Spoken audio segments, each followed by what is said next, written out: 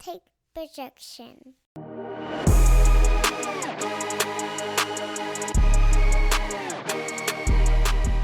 Welcome everybody to Taking on Sports. I am TD. That is Greg. Greg, how you doing?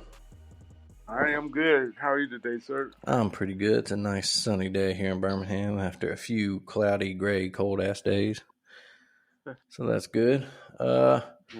We will start here reacting to the Super Bowl last week, of course. The Chiefs come back, get a win over the Eagles. Couple controversial calls in it, of course. The big one at the end. But do you think that really had anything to do with it? Do you think the Chiefs just figured out the Eagles' defense in the second half? Because that's my take on it. I think Andy Reid showed out and just figured out that defense.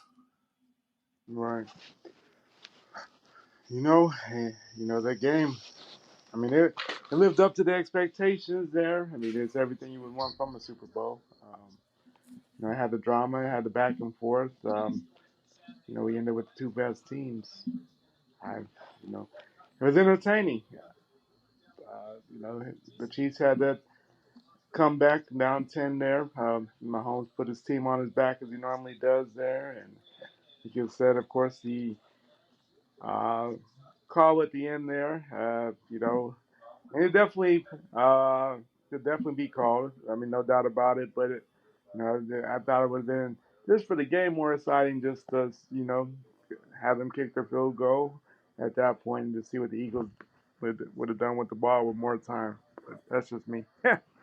No, for sure. Yeah, it's one of those the player admitted afterwards, the defensive back for the Eagles said, yeah, I held them. I was hoping they'd let it slide, but they didn't. And then, it kind of brings up that argument, like, if you don't call it then, and you can't call it anytime, you can't, call it in the second quarter, but not right then. But my thing is, I don't know if I call that in the second quarter, because he held him, he showed it, but it didn't impede him. Right. Yeah, he didn't change his course. He didn't spin him around like he was already spinning on his own, and he beat him. But that ball was he was never catching up to that ball. And ball was passed. Yeah, and I do think there does have to be something with refereeing, some mental, and kind of figuring out does this flag really need to be thrown right now? Does it, because it impacted the game hugely? It didn't give the Eagles any time to do anything. They get the hold right there. They've got a one. It's not a guarantee Bucker makes that kick. He probably does, but it gives them about a minute 50 to go down the field and either win or tie it up. Now, worst kick a field goal, and the way the Eagles have been rolling on offense, I mean, it's probably going to happen, at least a field goal. Mm-hmm. But yeah, I think the big thing out of that was it was an Andy Reid masterclass, especially those two touchdowns where they fake the jet sweep and just fake wide open. Yeah, was it Sky Moore on one and Tony on the other? No, Smith Schuster. No, I can't remember. It was one of the receivers on one of them. But either way, they're beautiful play designs. Beautiful, yeah. Can't ask for just a mastery. Mm-hmm. And that's another.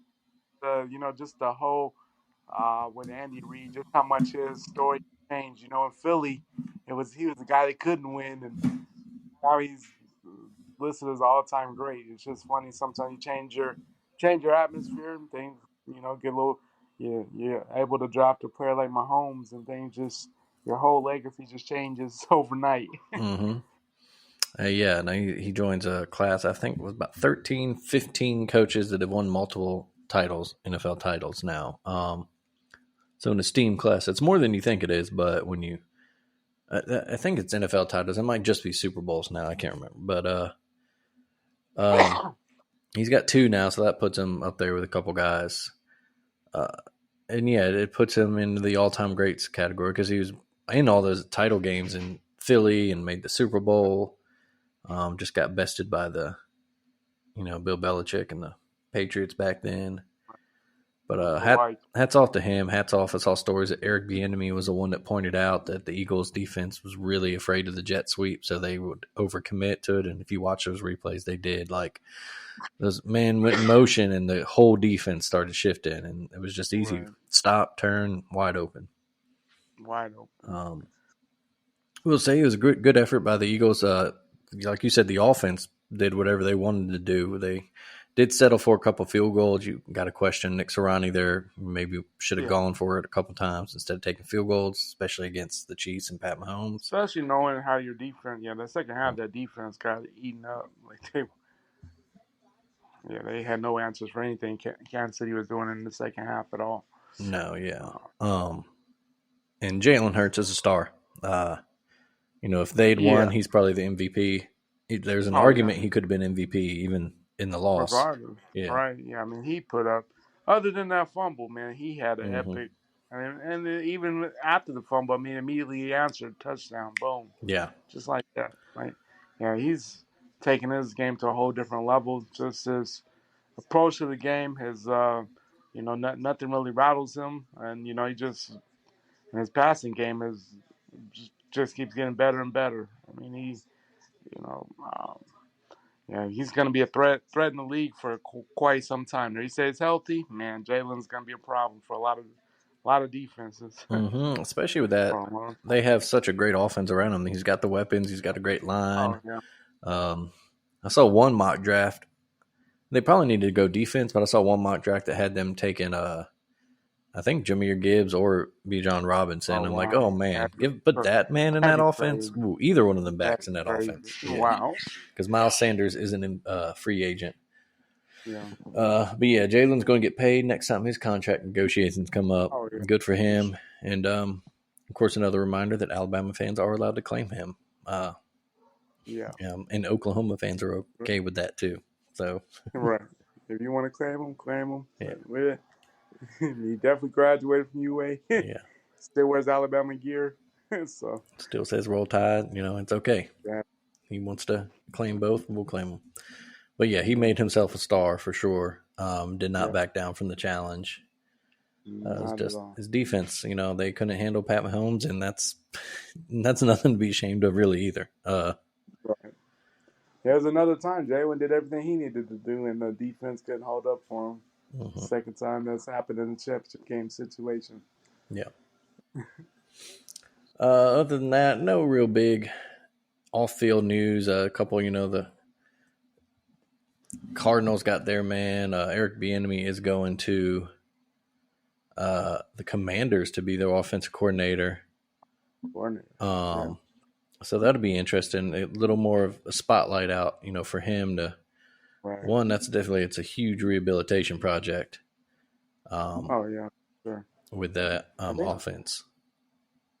Yeah, the big thing with that's going to be them finding a franchise quarterback. They had Heineke, and of course they brought in. Can't even think of his name right now.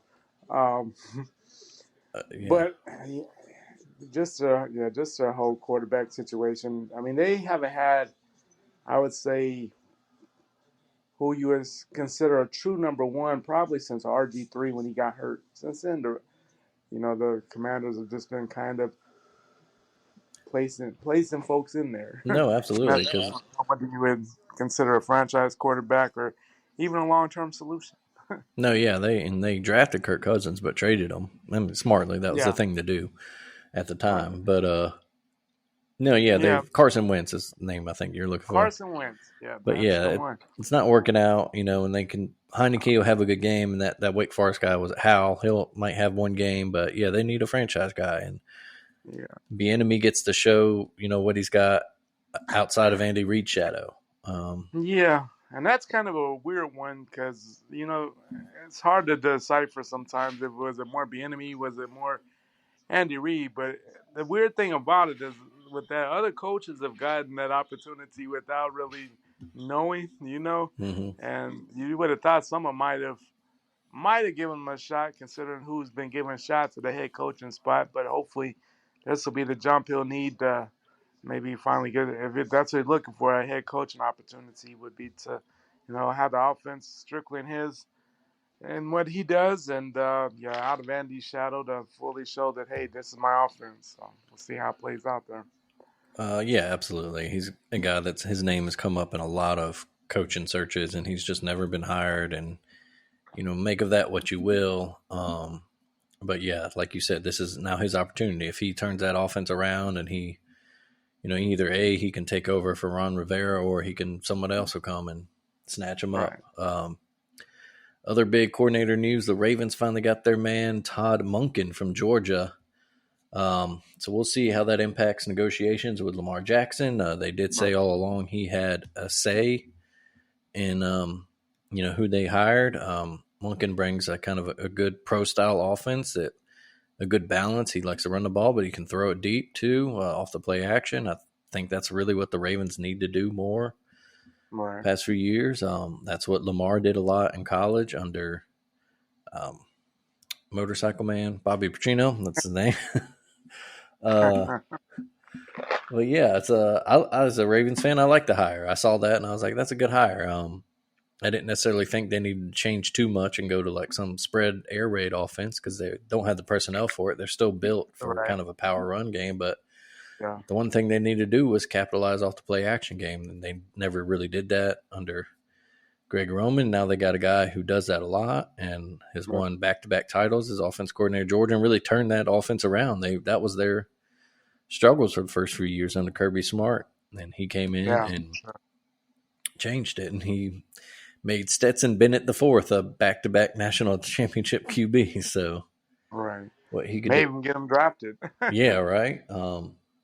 So what he could do with a guy like Lamar, assuming the Ravens do keep him. Of course, there's always this talk that they might franchise him and then trade him. I don't think that's going to happen. You just can't trade a guy like Lamar Jackson. Especially now that you got a new coordinator. You at least need a year under it to see how it plays out. Yeah, but and on the flip side of that, from a college perspective, that's big for Georgia. That's a big loss. They immediately named Mike Bobo new coordinator again, and he was there, and he's been there. He doesn't have the best track record as a coordinator. No. I mean, he's I don't know. I guess you could kind of put him in the same light as our issues there with Bill. I mean, if you look at the numbers alone, the numbers look solid when he was the offensive coordinator. But, just Georgia fans couldn't wait to get rid of him. First time, exactly. And he had some talent around him, too. You could, there's an argument to say, well, they didn't have quite the roster yet. But, I mean, he had a guy like Jake Fromm, who was a heralded quarterback, with a big arm. They had talent. They've always had talent there. They've always had talent at Georgia. So, be interesting to see how it plays out. But I guess, they went the safe route. Someone that knows the program well, somebody that, experienced with the program. And I guess he knows the system. So, I mean, might as well see. I mean, you would think not even he could break the system. I mean, as far as what they've done the last couple of years there. So, it'd just be interesting how it plays out. Yeah, for sure. He's going into a great situation, so it's not like he's tasked with a huge monumental rebuild or anything like that. He's given the keys to a Ferrari, so to say. Exactly. So, let's see. The only other NFL nugget I had was Rex Ryan might be getting back into the game. Interviewing for Denver's offensive coordinator position. Interviewed yesterday. Yeah, and that's crazy. As a Ravens guy, I was a big Rex fan. I wanted him to be promoted to head coach back when they fired Brian Billick. Of course, it worked out all right with John Harbaugh, but Rex did all right himself as a head coach, and with the Jets. He's had some nice years there, and it's been a while since he's been on the sideline there. We've seen him on ESPN for a while. Good TV personality, I'd say, but. It's just a matter of, he said he was only come back for a perfect situation. I know Denver has had good defenses the last couple of years and kind of wasted it with the lack of offense. But, that's changed a little bit. We'll see if that's a long-term thing, or, if he enjoys the grind of coaching still. Yeah, for sure. You wonder how that patented defense of his translates to the modern game now with, it's even more spread out. So we'll see. That should be it. We can do like a look ahead to off season next season. In the future here, because Yeah, there's nothing really for sure. happened yet. Yeah, nothing major. Yeah. We'll move on to the NBA. Just quick on the All Star festivities that have gone on this weekend. Some fun stuff going on. My man Jose Alvarado's MVP of the Rising Stars game, or at least one of them. How they did that little Oh tournament. yeah, He had fun. Made an appearance in the dunk contest for yeah, dude, that was cool. Trey Murphy. Yeah, did a little Grand Theft Alvarado. Then hit off the backboard for him. But of course, the story of the dunk contest: Mac McClung. Who? Yes, sir. That's right. Just a dude that gave 2 perfect 50 dunks. Jumping over dudes, tapping off the backboard, 360 windmills, double clutches. Just he earned it. Boom. It was fun. It was a fun watch. I saw It you was say. highly. Go ahead. He was a highly touted guy out of high school. Originally was supposed to go to Georgetown, and he transferred a couple times. Ended up at Texas Tech, and then turned pro. He's been known for dunking. He has some quite a few YouTube videos and stuff in the G League and stuff. But not I wasn't too surprised because I've watched him some and I knew what he had in him. But yeah, he definitely put on the show. So I enjoyed the dunk contest. I know a lot of people still wish the stars would get involved, but hey. I'd say you just take what you know you're gonna get and just enjoy it. Yeah, for sure. I think I saw you mention something on Facebook today that some people are going to complain about the stars not being in it, but they're going to watch anyway. And I think that's just the way the dunk contest is now. Exactly. The big guys, LeBron and all them, they don't want to get involved. John Morant joked on he would need something like 1 million likes on a post or Yeah. whatever to join the contest, and they don't want to join it and then be bested by like a Mac McClung guy Yeah. who outshines them. They don't want that ego hit, and they don't want to risk injury, of course. But I think it's all right if the dunk contest is some no name guys that and fringe guys that try to make a name for themselves, because that means they're going to pull out all the stops. They're going to do the crazy stuff that is what the dunk contest is for. You want to see guys jumping over their friends stacked on top of each other and jumping over cars. And yeah, they're gonna go out of their way. These are guys that probably paying 5-10 minutes a game. McClung just out of the G League there, so guys that are on the fringe of the NBA, sitting deep on the bench. But they're guys. Everybody can boom in the NBA these days. Dunking not really major thing. So, and you gotta look at it too.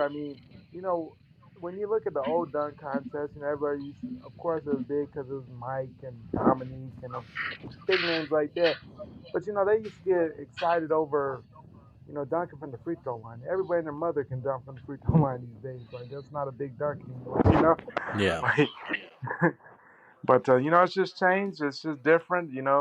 And yeah, these fringe guys are gonna come in. They're gonna put on a show because some of them, that's how they're gonna get their name out there. They're gonna get big off that. At least, if anything, they're gonna get the Instagram following up. Different things like that. So, it's I I don't mind it. If they're gonna put on a show, I don't care who's putting on the show. If we're entertained, that's all that really matters. exactly. It's a fun All-Star weekend. It's supposed to be fun. Oh, That's what it is. You have the 3-point contest. Dame Lillard won that. Put on a show. The skills competition, the hometown Team Utah won it. Our boy Colin Sexton in there. And that's what it's about. And the celebrity games and all that. The Rising Star games. It's supposed to be just a relaxing weekend. Have some fun with it. And let these small guys that don't, like you said, get maybe 10 minutes a game, if that, G League guys, let them make a name for themselves. exactly. And then if that one day a star wants to get in a contest, cool, even better. Cool, let them in it. Yeah. If Zion ever wants to be in it, cool. That'll be make more people happy. But yeah, I think at this point it's just like the stars don't see any gain, any motivation to do it. So hey, let the people that want to be there be in it. Don't force guys that don't want to be in there. And I think that's not going to be a good product. Exactly. Yeah, we don't want stars in there that are taking it safe and, like you said, doing a Yeah, jumping, from the free throw line or just doing a windmill, something simple. Like yeah, let everybody go yeah. out there. I would say, as far as like that stuff, I was surprised that Trey Murphy was in the dunk contest, and he can throw it down. Obviously, he had a good Right. showing. But as I'd like to see him in a 3-point contest. You like to see those guys that maybe can do both, try to win both of them. I'm sure we'll see that Oh at some yeah. point. Some point, Um, I think I saw something like Dame Lillard did that back in when he was younger in the league. He had mhm. played in like the Rising Stars game. Did the dunk contest, a 3-point contest, or maybe when he's a rookie or sophomore season. So Mhm. it's definitely possible. But yeah, that'd be cool to see. But that 3-point competition, that's one that I don't think people realize how much that might really takes out of you. Those 6 balls, and moving on, and only have a certain amount of time to get those shots up. That takes a lot out those guys. That's fun to watch. Yeah, that's a yeah. It's taxing. It's kind of like the home run contest, the home run derby in Oh yeah, baseball. Like by the end of it, man, you were tired. right. You're winded. Yeah, and Dame beat was it Buddy Hield and Tyrese Yeah. Halliburton in the finals. And he needed a lot to do it, but it's Oh fun. yeah. Yeah, that was always my favorite as a kid watching the Yeah, you know 3-point. Yeah, it's always Reggie Miller murdering everybody every year, and then like Ray yeah. Allen. And in the past When we've they get had on Steph. them hot streaks and hit like 15, 16 in a row, you're like, oh man. Mm-hmm. Yeah, it's real fun. But overall, fun weekend. We'll get back to, the game is tonight, the actual All Star game. That kind of weird new format where they, Pick the teams. yeah, it's like playground. They'll pick the teams right before Right. the game. The only thing I don't like about it is that they're doing it where they pick the reserves first, so they kind of avoid like a who's the last guy pick thing, which is kind of weird. Yeah. Which I'm like, one, it's not a playground. These are grown men, that no one's gonna Right. get their feelings They're hurt. gonna be all right. Yeah, and two, I think it would Flag. make for some two reasons I'd like to see is one, you do know that even though, like we said, they're adults, they'll be fine. The other guys are shit talking, and that would just be funny. Oh yeah. It'd just be funny to see that and on Twitter throughout But the they week have. and stuff. I mean, and they have to know that if they're on the reserve, even if they're selected differently, they could have very well been the last guy regardless. Yeah, exactly. And then the other thing is that would also give a guy, who's picked last as a reserve, he'd want to go out there and prove a point. So you might see some guy who's the last pick go out there and drop 30 in the All Star game or something. Like Yeah.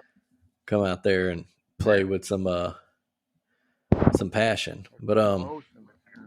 it's fine. It's fun. We'll see that. That's what a few hours here later tonight. It's always a track meet, a lot of dunks, and then everybody clamps up and plays defense in the fourth quarter. Yeah, and they got the new rules. I forget the guy's name that invented it, but they played a certain score. Yeah. That's determined after 3 quarters, and it's been a fun result so far.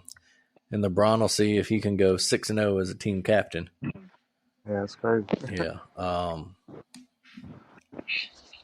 We'll stay on the hardwood. We'll move to the college game. Talk about the hoops like we usually do. Number 1 again this year for the first time since we were in school. And kind of the same result. They lost immediately after that last time, and they lost immediately this time. Although, I don't know, it was tough. I believe, if I'm remembering right, back in 02, 03 when that was, it was over Christmas break, and they lost to Utah in Utah. And back then, that was like a really tough environment to play in. Right. Yeah, they were. Yeah, that was definitely a tough spot.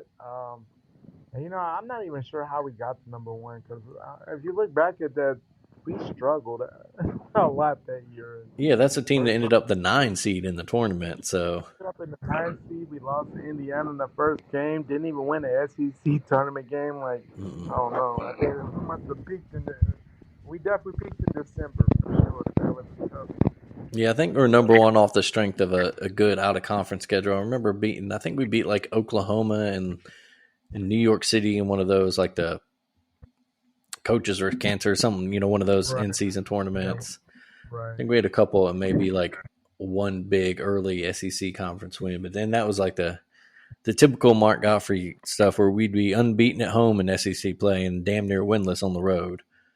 Yeah, we used to be horrendous on the road. Mm-hmm. And struggled for sure. Yeah. This team, you can kind of tell from early on, you can kind of tell what type of day it was going to be in Knoxville. I mean, first of all, it wasn't helping that Tennessee was coming off 2 straight buzzer beater losses. I mean, so they were definitely up for us. A rivalry game in itself, number 1 coming in, and we just turned the ball over way too much. Mm-hmm.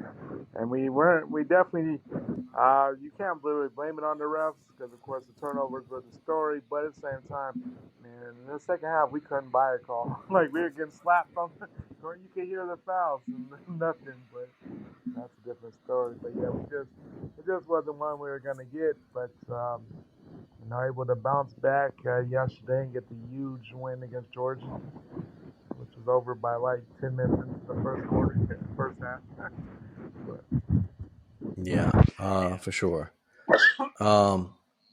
Yeah, like you said, it's a tough environment. Tennessee was playing, they were playing for something because of those 2 straight buzzer beater losses. They weren't happy about it. So, but they bounced back. Alabama bounced back yesterday, blew out Georgia again, or another big blowout.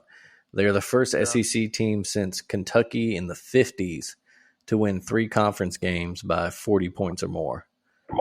Quite impressive because you got to think some of the teams that have been there. I mean, those Kentucky teams in the 90s, those Arkansas teams in the 90s, Mm-hmm. like that's the Florida back-to-back national title teams, and we're talking about something that hadn't been done since the 50s. So no matter how you look at it, it's pretty impressive. So think about it. There's been quite a few talented teams in the SEC during that time span. Yeah, absolutely. Yeah, like you mentioned, some of those Kentucky teams that would go unbeaten in SEC play, then win the tournament. That Bama team from just a couple seasons ago that did that, won the regular season and tournament. Even they didn't blow teams out, and they had guys. They had Herb Jones, player and defensive player of the year in the SEC. Exactly. He was in attendance yesterday at the game. Yeah, it's good to see. Yeah, shout out to our boy Pat Barfield, who got a picture with him actually because he was wearing his Herb Jones T-shirt and was sitting front row, and Herb noticed the shirt, so he said he dapped him up, and we got a pic together, so that was cool. That's sweet. Yeah, right. But yeah, good bounce back. I'm guessing they'll drop down to number 2. 2 or 3. Yeah, 2 or 3. Houston maybe could go back to number 1. They are trying to hold off Memphis right now. Up about 12 minutes, up 11, but they're at home, so I don't think Houston's in too much problem today. Yeah, Memphis got it within 4 there, but Houston's now gone on a 9-2 run since then. So, Penny Hardaway's we're gonna be 2 or 3. I would assume. Kansas got the big comeback win yesterday at home against Baylor. Mm-hmm. So I'm sure we'll either be 2 or 3 with Kansas and Houston in that mix. Yeah, I assume 2 or 3. Yeah, Alabama was the number 1 overall seed in the official NCAA bracket preview. Yeah.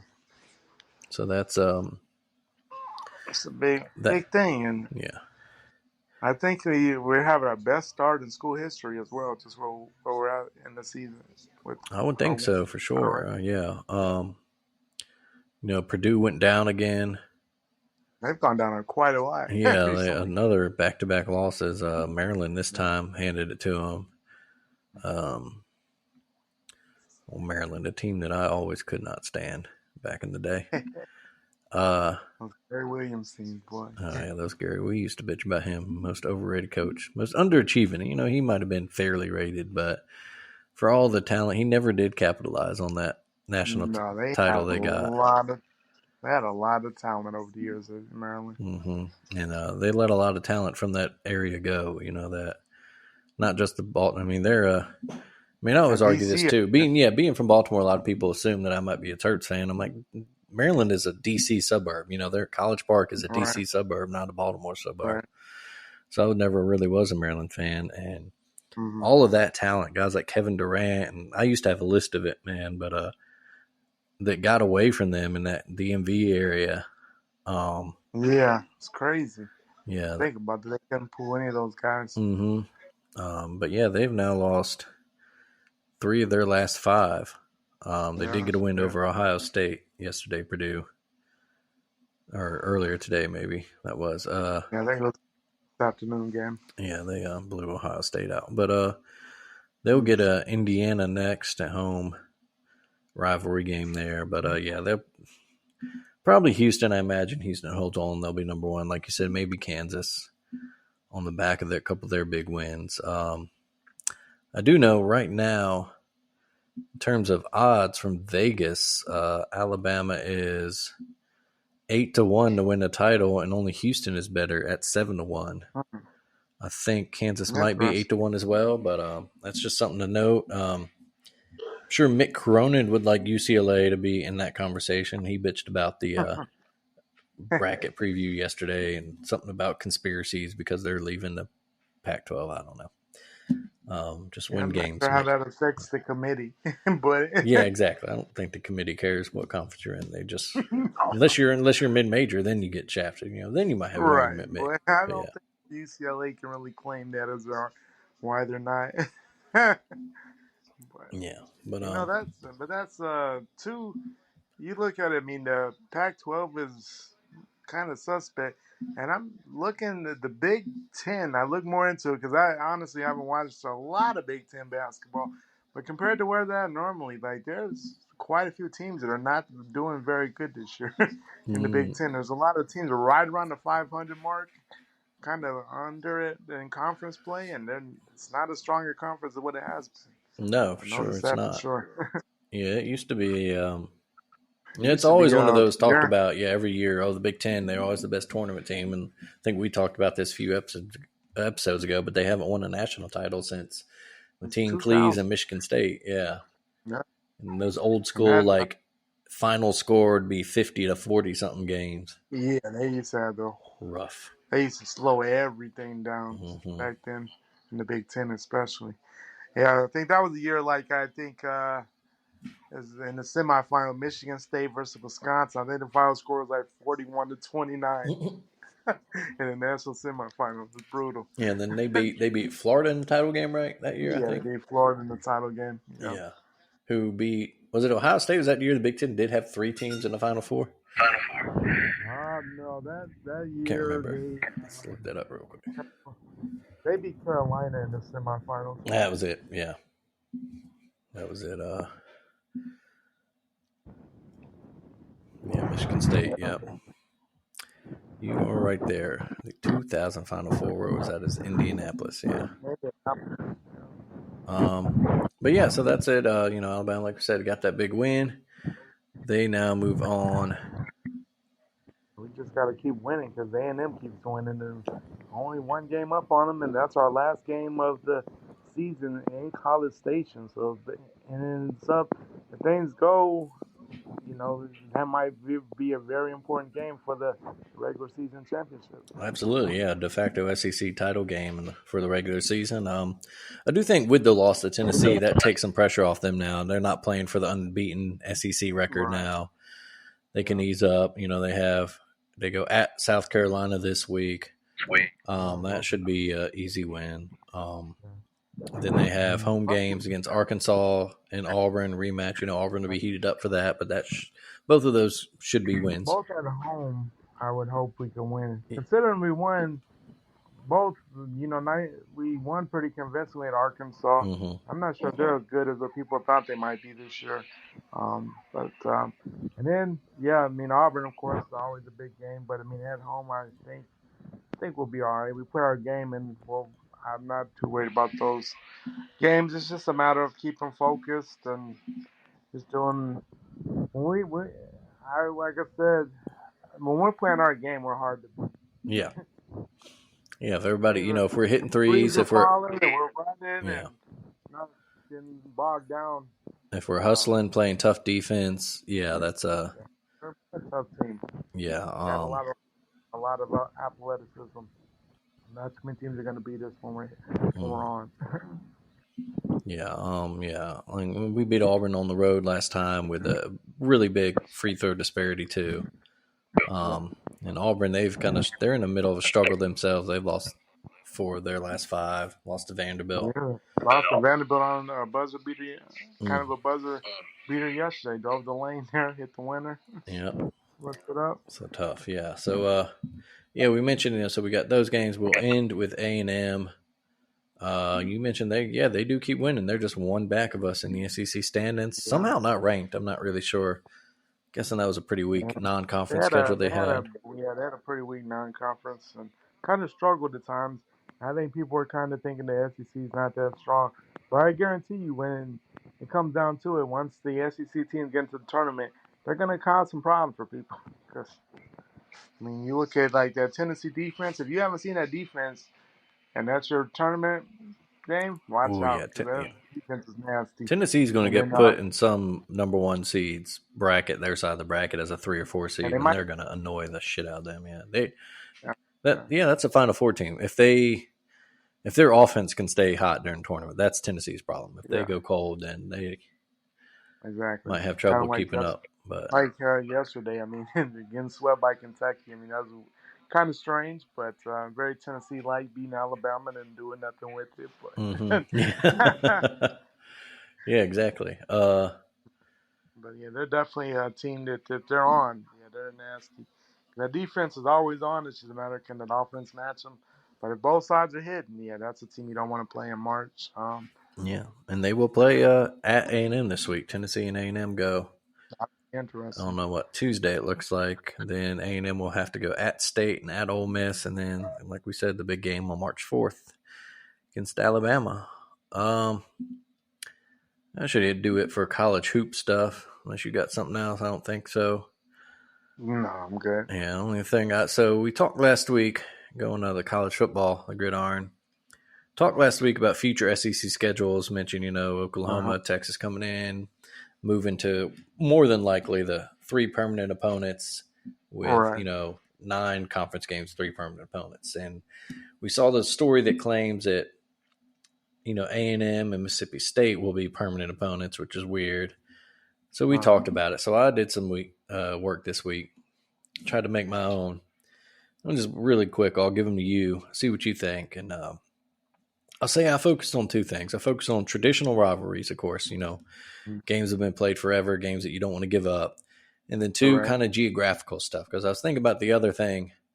It says people focus on marquee games. Well, the idea of this schedule is that you play everyone else in the SEC at least 2 times every 4, within a 4-year window Right. So you're going to get your marquee games anyway. Like, that's going to happen. You don't have to worry about, like we talked about last week, Georgia has never visited Kyle Field somehow in the 11 years now that A&M's been in the SEC. It's ridiculous, but it's just never happened. So that we're going to avoid that. So you're going to get your premium matchups, and because college football is cyclical, you never know who's going to be at the top of their game or not. LSU's up again, but they were down and up. They're a roller coaster team, and we've seen both Mississippi schools be going from being in the first ever college football rankings to losing seasons. So yeah, exactly. So here it is. I'll give you mine real quick. See what you think. Alabama, we got Auburn, Mississippi State, Tennessee. Obviously, Auburn and Tennessee are there. We don't need to explain that. And as I talked about last week, State, the 2 closest campuses in the SEC, and Alabama has played State only 1 less time they played Tennessee in history. So Arkansas, got Missouri, the local, close school. Ole Miss, kind of also kind of close to them. In there, and they become a decent little conference, game. And then Texas, the old school rivalry, 2 programs that do not like each other. Yeah. Yeah, I was saying as long as they got Texas on there, yeah, that's cool. That's cool. Yeah, Like, that was the big one. That's the one I tried. At least every school's got to have one that you absolutely cannot do without, and that was for Arkansas. I right, think that's it. for sure. Auburn, they kind of get the rough one, and that wasn't me being an Alabama fan. That's just their traditional rivalries. Alabama and Georgia, obviously, and then Florida is their Right. other one. They're one of their big rivalries from before the Yeah. expansion of the SEC to 12 teams back in '92. And that's a school that they don't like each other too. And then they've had some They memorable games don't. over the years. They have. But and I just thinking, even trying to give them, quote unquote, an easier game in there, it's just not. They just don't have those rivalries, No. Yeah, I think that's perfect.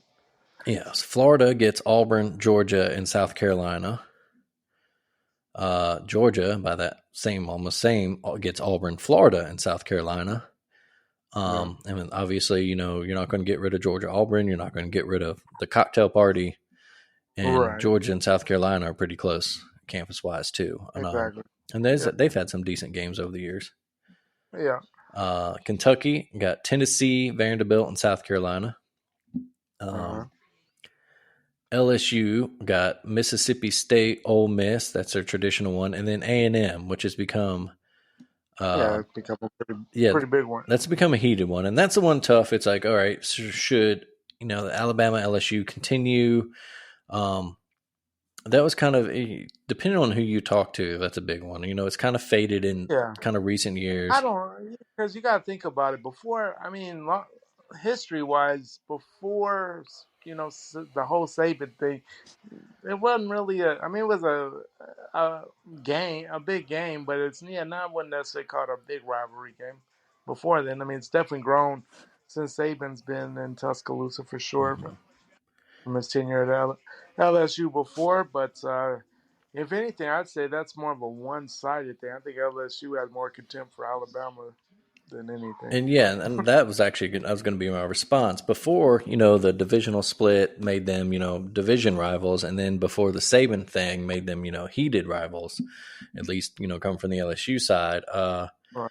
And it's one of those rivalries that's built upon, well, that just happened to be two programs that were in the same division that were also two of the best programs in the country. And that's what made it a rivalry. It wasn't necessarily, for them, it was a Saban thing, but we didn't care about them hating Saban. I always thought it was weird. Saban built that program and made them a national powerhouse. Like, why would you be mad? Like, I get you're mad that maybe he left for the NFL, but whatever. He come back to, Alabama threw a boatload of money. Right. It's not like he went straight to Alabama. Yeah. That I would have understood, kind of that like Tuberville from Auburn to Ole Miss, or from Ole Miss to Auburn thing, or Yeah, exactly. But so, and plus, like we mentioned before, you're going to see them 2 times every 4-year window anyway. And if they're back, if LSU gets back to national prominence, and that's a possible SEC title game, some years. So I wasn't too concerned about keeping that one as a permanent. I thought that Ole Miss is their traditional big rival. Right. State, they've had some memorable games recently with, and they're close enough. And then that A&M game's become really heated. Oh, for sure. A close rivalry. And they're 2 teams that have always battled for kind of the same recruits historically too. Right. Yeah. And then, like you mentioned, the one-sided thing, I was going to say, that's, if I talk to someone like my dad who's been around, that was always his, he used to say Alabama's 3 rivals were Auburn, Tennessee, and LSU. But LSU was always more, that's just because they hate us so much. But if you remember, there was I think it was a 30-year period where Alabama never lost in Baton Rouge. It went 30 straight years where they won, 15 straight or whatever it was in Baton Rouge. It was a very one-sided rivalry. And they hate us for sure. They've always hated us, but it's going to be one of those kinds of like, I don't want to lose to LSU, but they're not on the Tennessee or an Auburn level to me. Yeah, no, for sure. So moving on, Mississippi State's up next. So Alabama, LSU, Ole Miss. Obviously the Egg Bowl is a big one there. Missouri, got Arkansas, Oklahoma, the old Big 8 rivalry, and then Vanderbilt. Looking at the Vanderbilt one, that's one of those that Missouri is kind of those schools like Kentucky, Missouri, South Carolina were kind of schools I had the hardest time figuring out.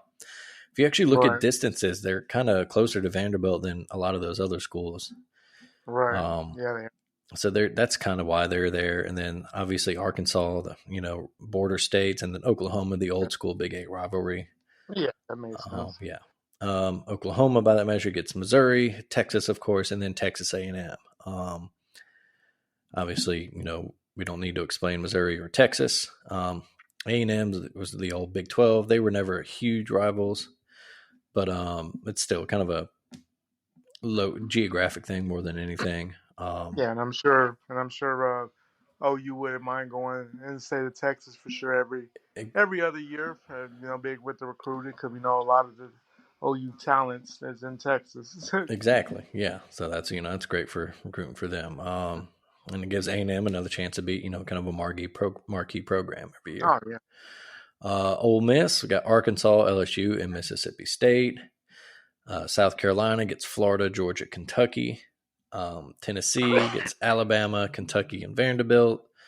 Those last two, the Tennessee or Kentucky's the border, and then Vandy, the in-state rivalry. Oh yeah. Yeah, and then Kentucky has a lot of disdain for Tennessee. Mm-hmm. So. Yeah.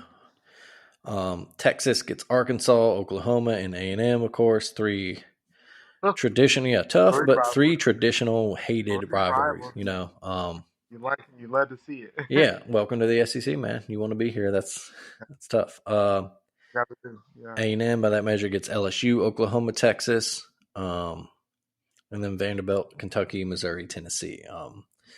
Vanderbilt's there. Kentucky is kind of a border thing. Tennessee, the in-state, and I already talked about Missouri. But yeah, so that's just the work I did. I thought. Yeah, that sounds. That's about as good as what you can expect.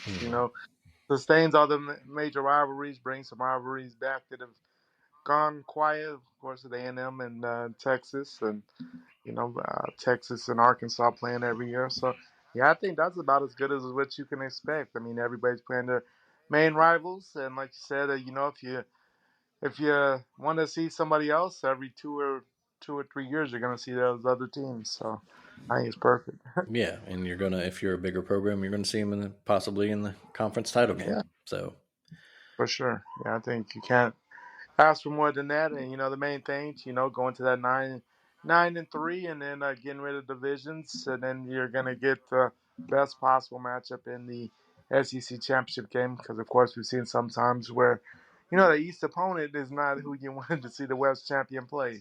Exactly. Yeah. Yeah, I do think this will make the SEC title game a lot better for sure. most years. Yeah. Sometimes it works out. Yeah, the two best teams are the guys who win the division, but a lot of times it's just default. Especially we had a lot of those years. Missouri won it 3 straight years. They won the East, and they get blown out every year. Yeah. Yeah, we could have had you look at it when it could have been like Alabama, LSU, couple times, or where it was us and Missouri. Missouri's 8-4 and kind of there just because the East is bad. Mm-hmm.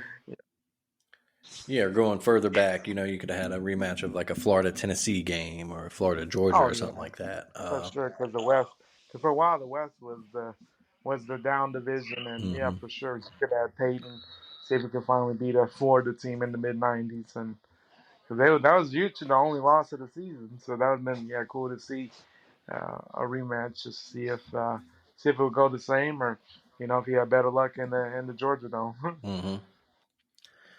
Yeah, other than that, that pretty much does it for this week. We talked about all the big news. Nothing really huge going on.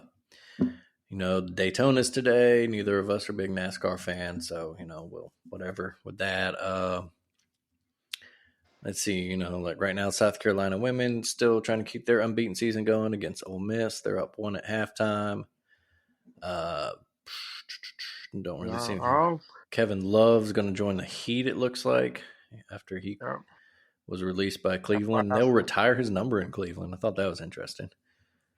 I don't know. I'm just amazed how long he stayed in Cleveland. For real. Yeah. I just never thought it was going to be like what it was. Other sports news, I guess, on on the Alabama football front. Just bringing in Ken Wisenhunt Mm. as a analyst. I thought that was an interesting hire. A guy with a lot of football knowledge, and then I like Haha Dixon being added as the player personnel coach. I Oh think yeah. that's a really good hire. Man that knows the Saban way well in the process, and hopefully can get these young guys on a day-to-day basis buy into what the expectations are. That was a nice hire. Yeah, you love seeing those former players, especially guys that were big names like him coming back. I'm sure you'll see a guy like Mark Ingram in a position like that in a couple years. Right. Yeah. So other than that, yeah, around the sports world, over in England, Manchester City had a big win over Arsenal midweek, and then Arsenal had a big comeback win yesterday to retake first place there. Neymar was carted off the field with an ankle injury today. That's something to pay attention to. That's big as Champions League knockout round started this week. So if you're a soccer fan, that's something to pay attention to. Then we pretty much talked about everything else. So we'll move on. Greg, what has been done up real good for you this week? Done up for me real good this week. Had a successful Valentine's. That's always one you worry about because you don't know if you should go just a traditional route or do something different from time to time, but you seem to enjoy it, so made it through. How about you? I see. Mine will be a little bittersweet, I guess, but a happy Lundi Gras, happy Mardi Gras to everybody who celebrates. A little, sad for the wife and I not being down in New Orleans for it, as we usually, used to be when we lived there, and then we would go down there. We were down there last year for it. But with the 3-month-old, can't really travel. Not quite yet. I'm sure next year we will have them, costumed up and ready to go with us. And because you see all types of parents, professionals at it. They got their strollers and their carts for the kids so he can nap and snacks and have fun, with all the bands and stuff playing. And then when he's time to go to sleep, he can get in his stroller and you just push him along. And yeah. But so we'll be quietly celebrating from home this year. But yeah, because Mardi Gras, that's just an experience. Like it is too, and we were part of the Red Beans crew down there, so we walked every Lundi Gras, which is the Monday, tomorrow. So we walked in that parade every year for the past whatever it was years we lived there. So yeah, it's obviously COVID years notwithstanding. Right. I guess 2021 was the only year really that didn't happen, but yeah, it's like I said, it's a little bit of sweet, being here, not being in the place that is kind of home to us down there, but we'll have fun celebrating at home. I'm sure we'll cook up some traditional food for it. But yeah, so that's that this week. As always, folks, thank you for listening to Taking on Sports. As always, be sure to check out everything great we have going on in the Alabama Take family of podcasts. Taking It Down, our pop culture podcast. They've been talking about The Last of Us a lot recently, if you've been watching that series. Alabama Slam Pod, they've got a bunch to talk about with the Elimination Chamber event from last night. I enjoyed that. It was a good event. Sammy got screwed. Sammy got screwed, man. But I mean, you knew it wasn't gonna happen, but he put up a hell of a performance. Yeah, so that'd be a fun. That's a fun story going forward, and I'm sure they'll have a lot of good things to say about it. Of course, that was a new season of This Song Sucks started recently. Of course, there's all Check Yourself and all kinds of good podcasts and stuff on the Alabama Take website. So, Greg, we'll see you next time, buddy. Have a good one. Yes, sir. See you.